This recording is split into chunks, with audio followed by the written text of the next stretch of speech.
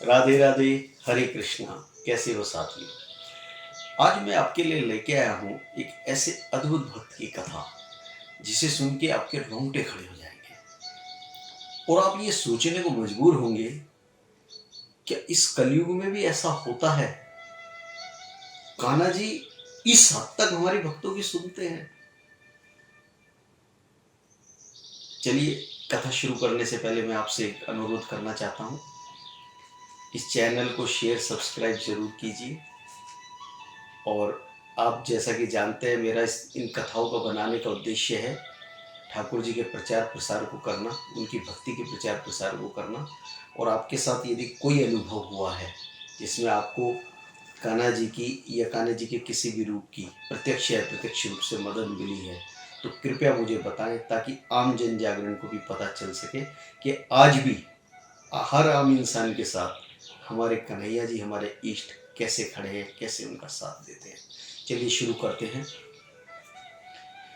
ये बात आज से कुछ 400-500 साल पुरानी बात है, बहुत पुरानी नहीं है। ये उस वक्त की बात है जब श्रीनाथ जी नाथ द्वारा में ना होकर के गोवर्धन, मथुरा गोवर्धन में विराजते थे, औरंगजेब के आने से पहले की, जब औरंगजेब ने मथुरा के मंदिर वगैरह तोड़े थे, उस वक्त की ये कथा, मतलब उससे कुछ पहले की ये कथा है। आपने शायद नाम सुना होगा एक बहुत प्रचलित भक्त श्रीनाथ जी के, कुंभन दास जी। तो नित्य वो भजन सुनाया करते थे, प्रेम से ठाकुर जी की सेवा करते थे, ठाकुर जी भी बड़े आनंद से रहते थे, दिनचर्या ऐसे ही चलती रहती थी। वहीं गोवर्धन में, पासी में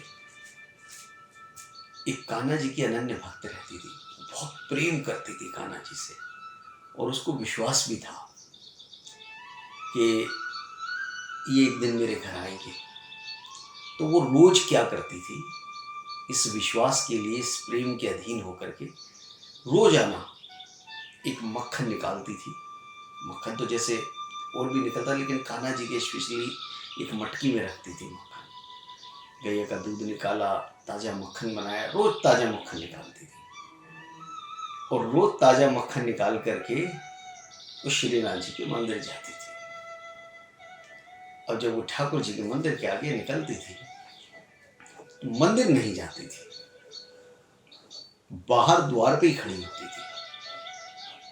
और बाहर द्वार पे ही खड़े होके मोर मुकुट बंसी वाले को निहारती थी, देखती थी, और उनसे मनी मन कहती थी, देखो लाला, आज मैंने मक्खन बनाया हुआ है, आ जाओ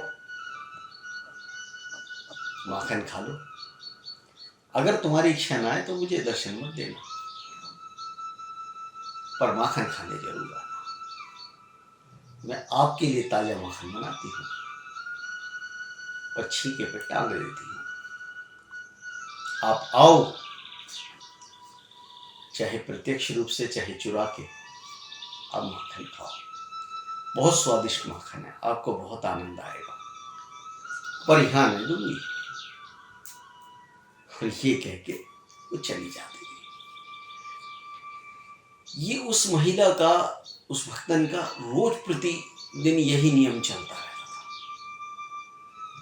डेली डेली एक ही नियम रहता था, रोज माखन बनाना, गैया के, देसी गैया होती थी सबके, उनके दूध से दही जमाना, दही से स्वादिष्ट मक्खन निकालना, रोज छोटी एक मटकी में लेके जाना, रोज लाला को जो है जाके संबोधित करना, रोज लाला को बताना, लाला देखो मैंने मक्खन बनाए हुए हैं और तनिक आ जाओ, खाए पाओ।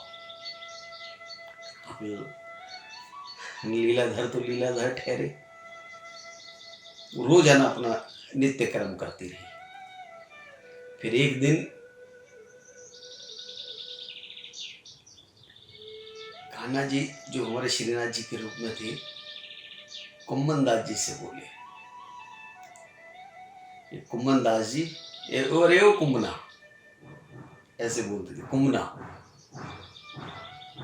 आज एक काम करना है। बताओ, हुकुम। खड़े हो गए, कह रहे कि एक माखन लेके आवे और मुझे रोज रोज जो है रिझा के चली जाए, रोज नोता दे के जावे, कह आओ माखन खा के जाओ। तो कहने लगे, कुंभन दास जी कहने लगे, अरे प्रभु, दूध दही के भंडार भरे पड़े हैं, मक्खन बहुत है, हमारे पास कौन सी मक्खन की है, रोज भक्ता में मक्खन ला में मीठो ला में, क्या करोगे वहां जाके। तो कहने लगे, नहीं, वो कहती है कि मेरे घर आओ, चाहे मुझे दर्शन देना या मत देना, लेकिन मेरे घर आओ, वो माखन खा के जाओ। मुझे बड़ा प्यार आ रहा है उस वक्त पे, और मैं भी चाहता हूं कि मैं उसके घर जाऊं, माखन खा के आऊं। तो उन्होंने कहा, तो चले जाओ। कि ना, ऐसे ना जाएंगे, तो चोरी करेंगे, रात हो जाएंगे, छीके में रख देती, रात हो जाएंगे, इन्हें चोरी करने की क्या जरूरत है? और पकड़ लिया तो तुम्हें तो कोई कुछ कहेगा नहीं, और मुझे पकड़ के सब पीट देंगे, कहेंगे कान्हा जी के भक्त होते हो और इस उम्र में ये क्या कर रहे हो तुम। मैं क्या जवाब दूंगा? कह रहे, अरे कोई ना पकड़े, कोई ना पकड़े। जैसे वो यार दोस्त आपस में बात करते हैं ना, कि एक दोस्त मना करता है, दूसरा दोस्त कहता है कि नहीं नहीं चलो चलते हैं, करते हैं। ठीक ऐसे ही जब कान्हा जी उनसे बोले, उन्होंने 2 बार 3 बार मना करने का प्रयत्न करा, फिर वो कहने लगे, जैसी हरी लीला, जैसे आपकी इच्छा, चलते हैं। तो समय तय हुआ कि रात्रि में जब सब शयन के लिए चले जाएंगे, उस वक्त हम जाएंगे। तो कान्हा जी वहाँ बाल रूप में है, जो श्रीनाथ जी का रूप वो बाल रूप में ही है। तो कान्हा जी जो है रात को पहुंचे उनके वहाँ, बाहर दीवारी थी, दीवार से कूद के, जैसे एक बाउंड्री टाइप होती है, उससे कूद के पहुंचे। एक खिड़की थी, खिड़की से अंदर गए। अब अंदर गए तो अंदर जाने के बाद मटकी थी थोड़ी ऊंची। तो कुंभन दास जी से कहा, कुंभन दास जी, ये कुंभना, चलो घोड़ी बनो, घोड़ी। तो वो कहने लगे, घोड़ी बनूं? ठीक है, बैठ गए जी, घोड़ी बन गए। अब ठाकुर जी बाल रूप में थे, ऊपर खड़े हो गए और मटकी तक हाथ जो पहुंचाने लगे। अब इस समय जो ठाकुर जी की धोती थोड़ी ढीली हो गई, ठाकुर जी की धोती ढीली हुई और ठाकुर जी का ध्यान मटकी पे। तो कुंभन दास जी ऐसे यूं देख रहे थे। तो कुंभन दास जी बोले, क्या कर रहे हो लाला, तुम्हारी धोती सरक जाएगी। तो इतना सुन के कान्हा जी ने पहला चमत्कार उन्हें दिखाया, 2 भुज से 4 चतुर्भुज हो गए। चतुर्भुज, 2 भुजाएं, और 2 भुजाओं से उन्होंने ये धोती पकड़ ली और एक भुजा से छीके में हाथ डाले और दूसरे भुजा से मक्खन खाने लगे। अब उनका रूप देख के मोहित हो गए कुंभन दास जी, विस्मित हो गए एकदम से। ऐसा मनमोहन रूप, कान्हा जी का चतुर्भुज रूप कहीं देखने सुनने को अन्यथा बहुत कम मिलता है। जो यदा कदा मिलता है उनमें से एक ये रूप है। इतना सुंदर, इतना पावन दृश्य देख करके कुंभन दास जी एकदम मोहित हो गए, भाव विभोर हो गए। और कान्हा जी अपने मटके में से माखन निकाल ले और खाए जाए, माखन निकाल ले और खाए जाए। कुंभन दास जी बोले, अकेले अकेले खाओगे, मुंह को भी खिलाओगे? जब मोए लाए हो तो मोए भी खिलाओ, वो थोड़ी ब्रज की भाषा में अपने। तो वो बोले, कान्हा जी रुको रुको, देते हैं लोग। और उन्होंने लिया उंगली में मक्खन और नीचे ऐसे कुंभन दास जी की तरफ को बढ़ाया। अब 2 हाथ से तो धोती पकड़ी हुई थी और थोड़े से नीचे को झुके और डाला। तो कुंभन दास जी तो चूंकि घोड़ी बने हुए, तो हाथ भी पैर भी जमीन पे टिके हुए थे। तो कुंभन दास जी ने ऐसे करके आ कर दिया और उन्होंने उनके मुंह में मक्खन डाल दिया। जैसे ही उंगली मुंह के अंदर गई, मक्खन अंदर गया, कान्हा जी का स्पर्श जो शरीर पर हुआ, जो जीवा पर उनकी उंगली का स्पर्श हुआ, एक अद्भुत आनंद मिला कुंभन दास जी को। उस आनंद में खो गए, उस आनंद में एकदम विस्मित हो गए, उस आनंद में डूब गए, इतना डूब गए कि उनके हाथ पांव बेजान होने लगे। मतलब जैसे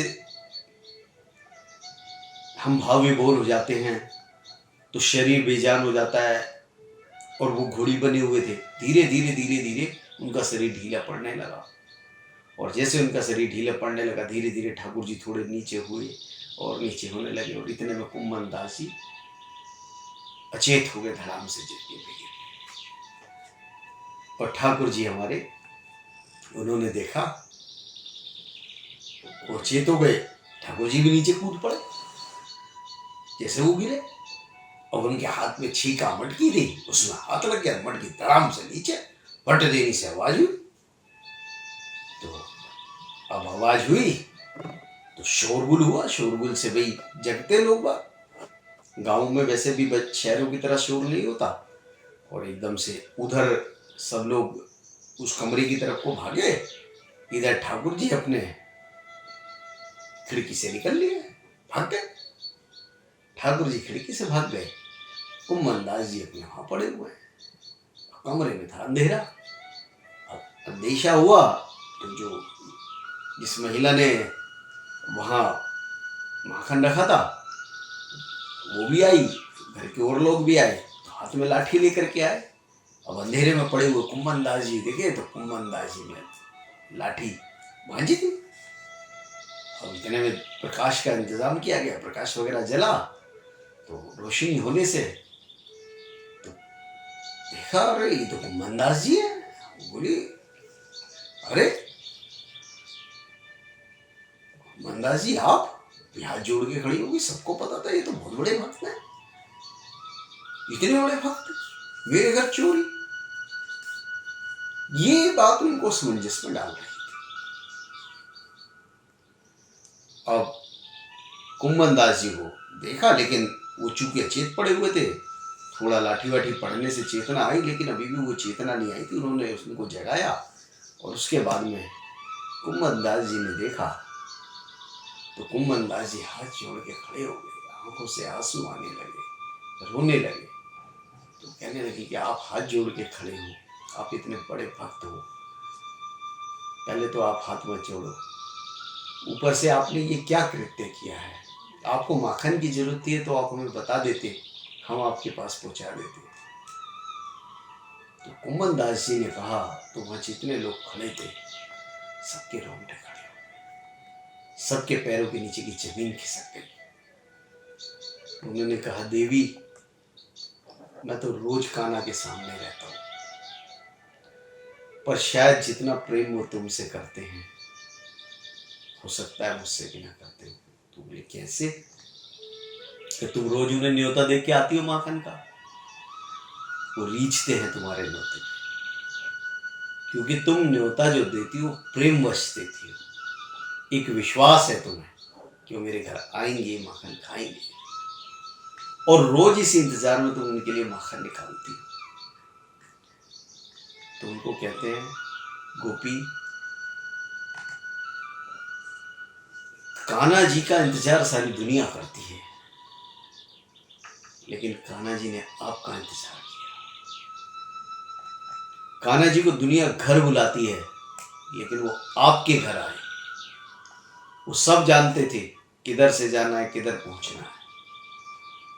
कितनी भाग्यवान हो आप, कितनी महान भक्त हो।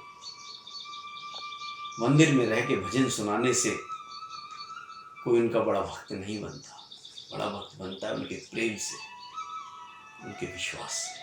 आपने प्रेम किया है, सच्चा प्रेम किया है, और उसी प्रेम में आपने उनको पा लिया। आपकी प्रेम में रीझ कर आए, और अपने उसी बाल रूप में आए, और उसी रूप प्रचलित रूप में आए जिसमें मथुरा की गोपियां उस वक्त पे द्वापर युग में उनको चाहती थी, क्योंकि उसी रूप में आपने बुलाया। ये कहते कहते कम्बन दास जी रोते रोते उस गोपी के, उस महिला के पैरों में गिर गए। लगे आप बहुत महान हो, आप बहुत ही महान हो, और आपके जैसी भक्ति, आपके जैसा प्रेम, आपके जैसा विश्वास होना आसान नहीं है। बस आप इसी विश्वास को बनाए रखो। जैसे आज नाथों के नाथ श्रीनाथ जी, हमारे कान्हा जी आपके घर मक्खन चुरा के खाने आए हैं। आप विश्वास कीजिएगा, आपको दर्शन देने भी जरूर आएंगे। तो साथियों, इस कथा से हमें वही प्रेरणा मिलती है जिसके बारे में मैं हर बार आपसे जिक्र करता हूँ। हमें जीवन में किसी भी आडंबर में पड़ने के बजाय सच्चा प्रेम करना है। हम किसी भी रूप में ईश्वर को पूजे, बजरंगबली के रूप में पूजे, देवी माता के रूप में, भोले बाबा के रूप में। आप याद करो कान्हा जी के उस विराट रूप को जो महाभारत में दुर्योधन को दिखाया था, जो अर्जुन को दिखाया था। सब रूप है उनमें, वही सब है। जो भी करोगे सब उन तक पहुंचेगा, लेकिन जो उनको आप तक पहुंचाएगा, हम तक पहुंचाएगा उनको, वो है हमारा प्रेम, वो है हमारा विश्वास। इसलिए कान्हा जी से प्रेम कीजिए, सच्चा प्रेम और अटूट विश्वास करिए। और मैं आपके लिए दूसरी ही जल्दी कथा लेके आऊँगा, और आपसे एक बार फिर अनुरोध करता हूँ, इस कथा को शेयर सब्सक्राइब जरूर करें, अपने अनुभव मुझे जरूर भेजें, और इस कथा का प्रचार प्रसार करने में मेरी सहायता करें। राधे राधे, हरे कृष्णा।